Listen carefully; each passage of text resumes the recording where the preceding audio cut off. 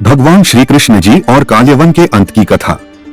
जब कंस का वध हो गया तो मगध का सम्राट जरासंध क्रोधित हो उठा, क्योंकि कंस उसका दामाद था और जरासंध ने मथुरा के राज्य को हड़पने के लिए 17 बार आक्रमण किए।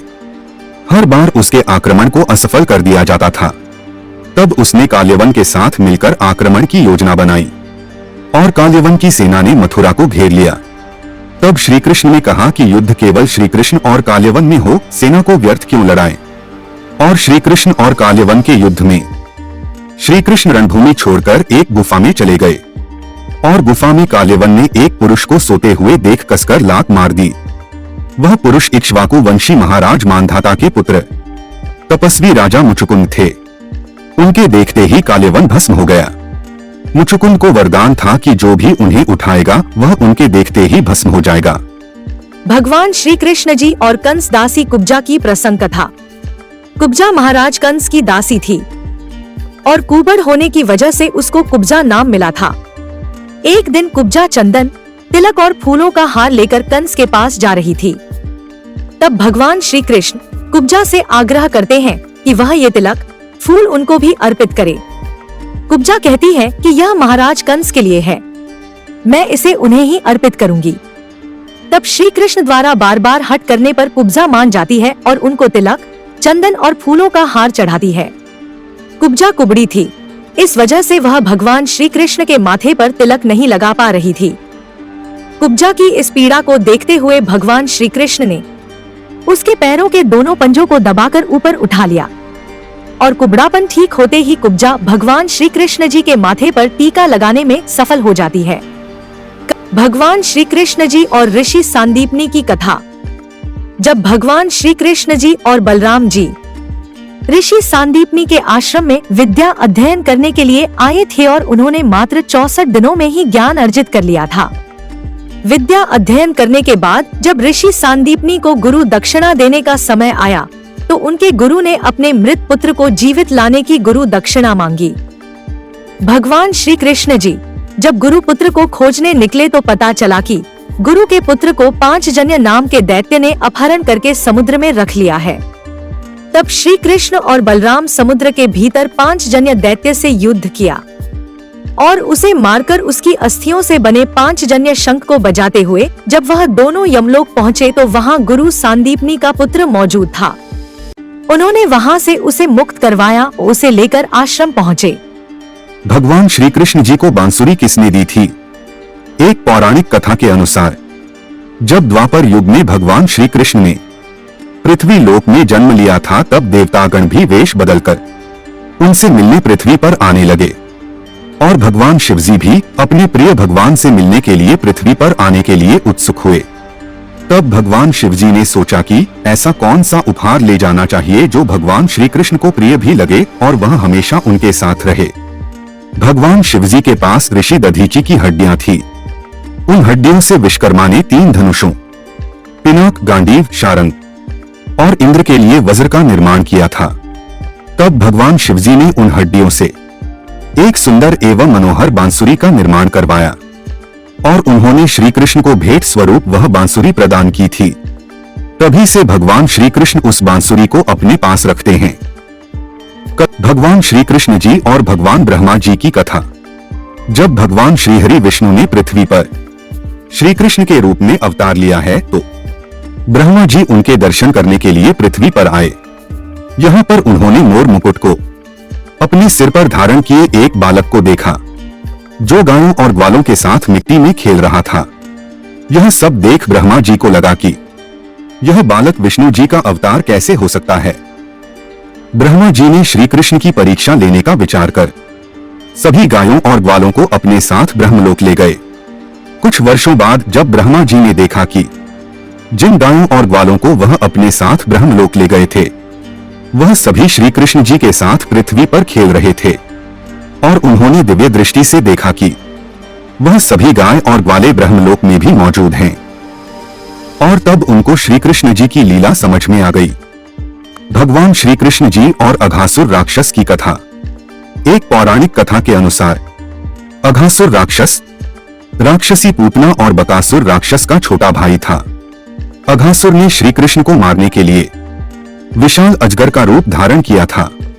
इसी रूप में अघासुर अपना मुंह खोलकर और रास्ते में ऐसे बन गया था जैसे कि कोई गुफा हो। उस समय भगवान श्री कृष्ण और उनके सभी सखा वहां खेल रहे थे और एक बड़ी गुफा देखकर श्री कृष्ण और उनके सखाओं ने उसमें प्रवेश किया। तब मौका पाकर अघासुर राक्षस ने अपना मुंह बंद कर लिया और जब सभी सखाओं को अपने प्राणों पर संकट नजर आया तो भगवान श्री कृष्ण से सबको बचाने की प्रार्थना करने लगे। तब श्री कृष्ण ने अपना शरीर तेजी से बढ़ाना शुरू कर दिया और इससे अघासुर को सांस लेने में परेशानी होने लगी और अंत में भगवान श्री कृष्ण जी ने उसका भी वध कर दिया। भगवान श्री कृष्ण जी और यमलार्जुन यक्षों की श्राप मुक्त कथा। एक पौराणिक कथा के अनुसार भगवान श्री कृष्ण बचपन में बहुत ही शरारती थे। एक बार जब माता यशोदा अधिक परेशान हो गईं तो उन्होंने श्री कृष्ण को उखल से बांध दिया और जब माता यशोदा घर के दूसरों कार्यों में व्यस्त हो गई तब श्री कृष्ण उखल को ही खींचने लगे। वहां आंगन में दो बड़े बड़े वृक्ष भी लगे हुए थे। श्री कृष्ण ने उन दोनों वृक्षों के बीच में उखल फंसा दिया और जोर लगाकर दोनों वृक्षों को जड़ सहित उखाड़ दिया। वृक्षों के उखड़ते ही उनमें से दो यक्ष प्रकट हुए जिन्हें यमलार्जुन के नाम से भी जाना जाता था। ये दोनों यक्ष पूर्व जन्म में कुबेर के पुत्र नलकुबर और मणिग्रीव थे। इन दोनों ने एक बार देवर्षि नारद का अपमान कर दिया था और इस कारण देवर्षि नारद ने इन्हें वृक्ष बनने का श्राप दे दिया था।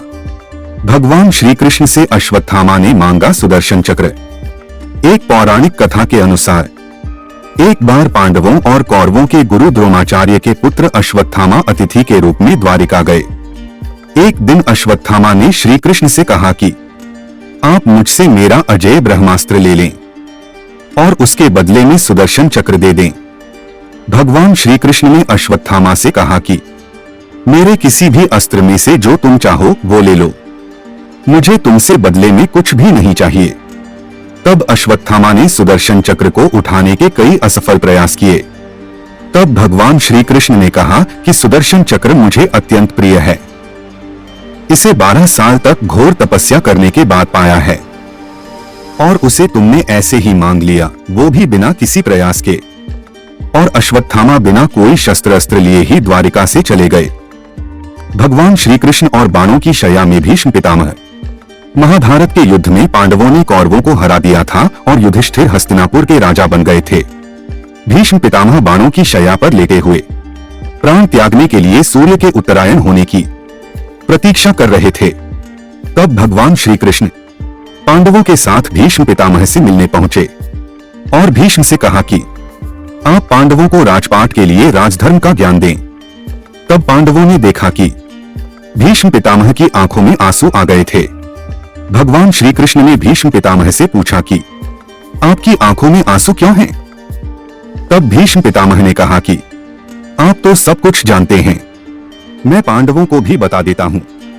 मेरी आंखों में आंसू पांडवों को देखकर आ गए। पांडवों के साथ स्वयं भगवान श्री कृष्ण हैं, फिर भी इनके जीवन में लगातार दुख आते रहे हैं। भगवान श्री कृष्ण और राजा पौंड्रक की कथा। एक पौराणिक कथा के अनुसार भगवान श्री कृष्ण के पास कई दिव्य शक्तियां जैसे सुदर्शन चक्र, कौस्तुभ मणि, पांचजन्य शंख थे। काशी नगरी का राजा पौंड्रक खुद को असली श्री कृष्ण और भगवान श्रीहरि विष्णु जी का अवतार कहता था। राजा पौंड्रक ने मायावी विद्याओं की मदद से नकली सुदर्शन चक्र बना लिया था। उसके पास भी कौस्तुभ मणि के जैसी ही एक मणि थी। वह भी सिर पर मोरपंख लगाता और बांसुरी भी रखता था और उसने भगवान श्री कृष्ण को नकली घोषित कर दिया था। एक बार राजा पौंड्रक ने श्री कृष्ण को संदेश भेजा कि मैं भगवान विष्णु का असली अवतार हूँ, तुम द्वारिका छोड़कर भाग जाओ या फिर मुझसे युद्ध करो। राजा पौंड्रक का संदेश पाकर श्री कृष्ण और बलराम उससे युद्ध करने के लिए पहुंच गए और राजा पौंड्रक को युद्ध में पराजित कर उसका वध कर दिया। भगवान श्री कृष्ण जी को बांसुरी किसने दी थी? एक पौराणिक कथा के अनुसार जब द्वापर युग में भगवान श्री कृष्ण ने पृथ्वी लोक में जन्म लिया था तब देवतागण भी वेश बदलकर उनसे मिलने पृथ्वी पर आने लगे और भगवान शिवजी भी अपने प्रिय भगवान से मिलने के लिए पृथ्वी पर आने के लिए उत्सुक हुए। तब भगवान शिवजी ने सोचा कि ऐसा कौन सा उपहार ले जाना चाहिए जो भगवान श्री कृष्ण को प्रिय भी लगे और वह हमेशा उनके साथ रहे। भगवान शिवजी के पास ऋषि दधीची की हड्डियां थी। उन हड्डियों से विश्वकर्मा ने 3 धनुषों पिनाक, गांडीव, शारंग और इंद्र के लिए वज्र का निर्माण किया था। तब भगवान शिवजी ने उन हड्डियों से एक सुंदर एवं मनोहर बांसुरी का निर्माण करवाया और उन्होंने श्री कृष्ण को भेंट स्वरूप वह बांसुरी प्रदान की थी। तभी से भगवान श्री कृष्ण उस बांसुरी को अपने पास रखते हैं। भगवान श्री कृष्ण जी और काल्यवन के अंत की कथा। जब कंस का वध हो गया तो मगध का सम्राट जरासंध क्रोधित हो उठा, क्योंकि कंस उसका दामाद था और जरासंध ने मथुरा के राज्य को हड़पने के लिए 17 बार आक्रमण किए। हर बार उसके आक्रमण को असफल कर दिया जाता था।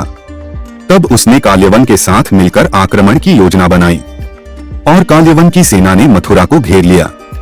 तब श्री कृष्ण ने कहा कि युद्ध केवल श्री कृष्ण और काल्यवन में हो, सेना को व्यर्थ क्यों लड़ाएं। और श्री कृष्ण और काल्यवन के युद्ध में श्री कृष्ण रणभूमि छोड़कर एक गुफा में चले गए और गुफा में काल्यवन ने एक पुरुष को सोते हुए देख कसकर लात मार दी। वह पुरुष इक्ष्वाकु वंशी महाराज मांधाता के पुत्र तपस्वी राजा मुचुकुंद थे। उनके देखते ही काल्यवन भस्म हो गया। मुचुकुंद को वरदान था कि जो भी उन्हें उठाएगा वह उनके देखते ही भस्म हो जाएगा। कथा सब्सक्राइब कीजिएगा।